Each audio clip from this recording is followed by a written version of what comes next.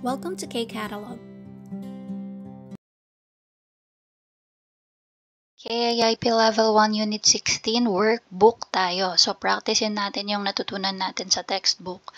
Start tayo with vocabulary. Okay. Sabi sa instruction, bogi yeso alma junggosul labin kanesa sayo. So, isulat daw natin sa blanks. Okay? Yung mga appropriate answer na nandito sa example words. So, ayan. Mata. Ano ba yung mata? Noon. Okay? So, number 1, noon. Number 2, ilong, ko. Okay, check na yan. Check na rin si ko. Number 3, bibig or mouth, e. Number 4, yung kanyang leeg or lalamunan, mok.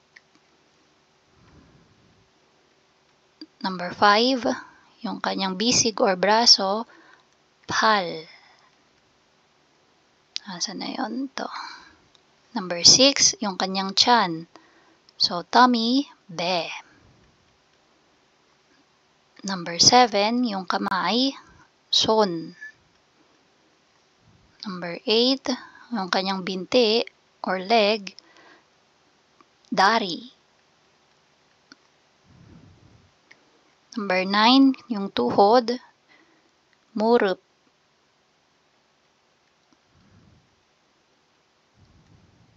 And then, yung last is yung bal or paa.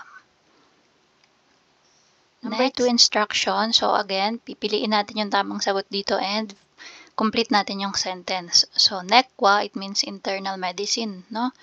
And then, ankwa, yung optal, ibiin hukwa, ENT, chikwa, yung dentist or dental. So, nuni apayo. So, ano daw yung masakit sa kanya? Mata. Blank gayo. So, dahil mata yung pinag-uusapan, malamang sa optal ang kanyang punta, no? So, ankwa. Ankwa gayo. Next, iga apayo. This time, ano yung masakit? Yung kanyang ipin. So, ang pupuntahan niya ay chikwa.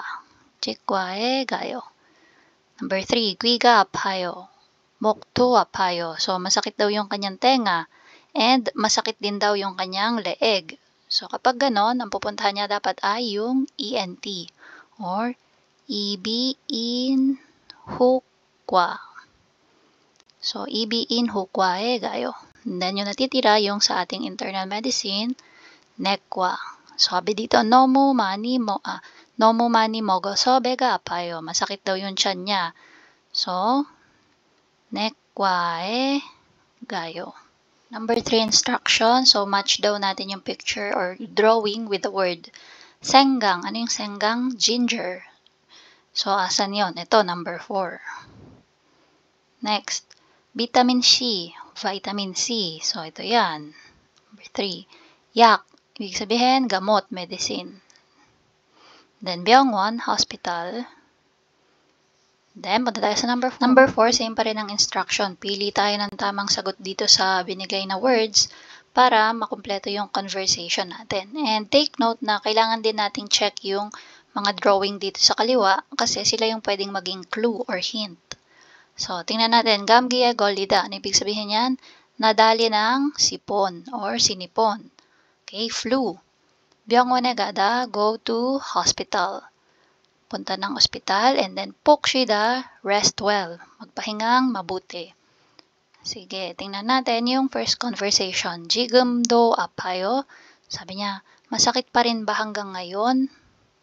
Sagot ng kausap, aniyo, oje, blank.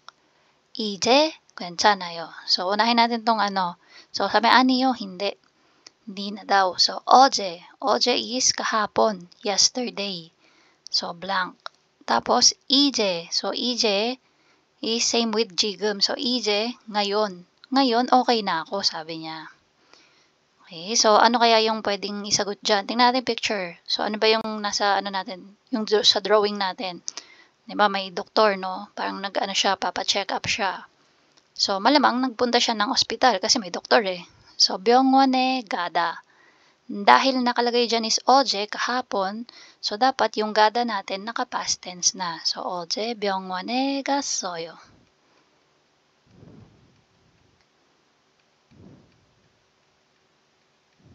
Ayan. Tapos, 이제 괜찮아요. Ngayon, okay na, sabi niya. Number 2, 일을 많이 했어요. Ang dami kong ginawa. Or, ang dami kong tinrabaho. 피곤해요. Pagod ako. Sagot ng kausap, 빨리 집에 가세요. Kung ganun, bilisan mo at umuwi ka na. 그리고 집에서 blank. Tapos, kailangan piliin kung 으세요 or 세요. So, sa bahay, ano nang ginagawa niya? Yan, nakikinig lang siya ng music, papahinga. So, ito yan, no? 복쉬다. So, magiging 복. So, si 쉬다, the-drop natin yung da, 쉬. So, may vowel E, and siya sa vowel E, kaya seyo yung dadagdag natin. Okay? 복 쉬세요. Yan. So, dalian mo na, umuwi ka na ng bahay at magpahinga kang mabuti. Yan. So, number 3. 어디 아프세요? So, tinatanong saan ang masakit. And then, sagot, 네. Sabi niya, opo. Tapos may sinabi siya. Yung natitira is yung 감기에 걸리다. Opo, nadali po ako ng sipon. So, 그래서 목이 아파요. Kaya naman masakit po yung lalamunan ko. So, 감기에 걸리. Yusin ko lang. 감기에 걸려요. Yan. So, present form. 감기에 걸려요. Or 감기에 걸렸어요. Sorry. 감기에 걸렸어요. Ibig sabihin, nadali na nga siya. Okay? So, 감기에 걸렸어요. Yan. 그래서 목이 아파요. Kaya masakit yung aking leeg. Kasi up to this moment naman, di pa siya gumagaling. Masakit pa rin yung kanyang leeg or lalamunan. Kaya, 목이 아파요 yung nakalagay dyan. And that's it. If you find this video helpful, please hit the like, share, and subscribe button. So I still hope to see you in the upcoming videos, and again, thanks for watching.